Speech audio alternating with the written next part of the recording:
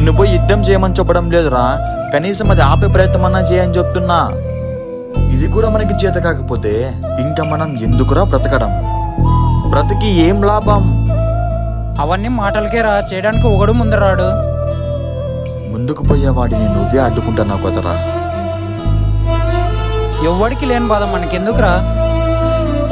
ఏందో దేవుడి దయ వల్ల అందులో నుంచి బయటపడినారా, చాలదా?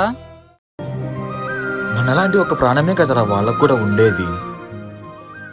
నేను 100 మందిని కాపాడకపోవచ్చు, కానీ అందులోంచి బయటకు ఒక్కడిని తెచ్చినా చాలు. నువ్వు నన్ను కాదనుకొని పోతే ఈ జన్మలో నా ఫ్రెండ్ కాదురా. జాగ్రత్తరా. ఛా,